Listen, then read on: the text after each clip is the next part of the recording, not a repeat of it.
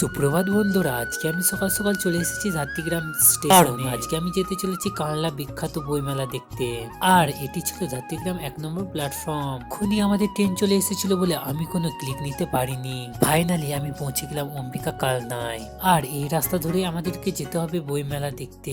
আর হ্যাঁ, যারা যারা বইমেলা দেখতে আসছো তারা অবশ্যই প্ল্যাটফর্মে নেমে জিজ্ঞাসা করলে যে বইমেলা দেখতে যাব তারা কিন্তু বলে দেবে। যেহেতু আমি চিনি যেখানে বইমেলা হচ্ছে, সেই জন্য আমাকে কাউকে জিজ্ঞাসা করতে হয়নি।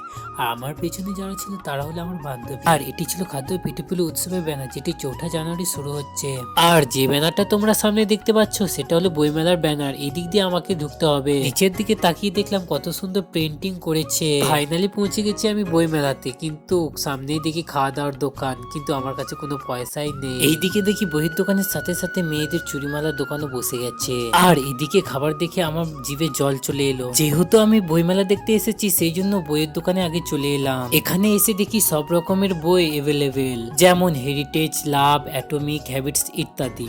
তারপর আমি এদিকে লক্ষ্য করে দেখি এইদিকে ফুলের দোকানও বসেছে এবং ছোট ছোট গাছে কমলা লেবুও হয়েছে। আর এইদিকে পাতাবাহার গাছগুলো অসাধারণ লাগছিল। তারপর আবার বইয়ের দোকানেই চলে এলাম, কারণ আমার কিছু বই কেনার ছিল। এখানেও দেখি সব ধরনের জিকে, স্পোকেন ইংলিশ, হিন্দি থেকে বাংলা সব ধরনের বই, বাচ্চা থেকে বড়দের বই এভেলেবেল। বাট আমি যে বইটা নেব সেটা হলো ভূতের বই, সেটা এখানে খুঁজছিলাম বাট পাইনি। ফাইনালি পরবর্তী দোকানে গিয়ে এই বইটা পেলাম। এই বইটা ছিল দারুণ। এটা হলো ভূতের রহস্যের বই। এটাই আমার খুব পছন্দ হয়েছে, এটাই কেনার জন্য আমি গিয়েছিলাম। আর হ্যাঁ, কারা কারা ভূতের বই পড়তে ভালোবাসো আমাকে কমেন্ট করো। আর এখানে দেখি বই দিয়ে ভালোভাবে সাজানো আছে, যেখানে সবাই ফটো তুলছে।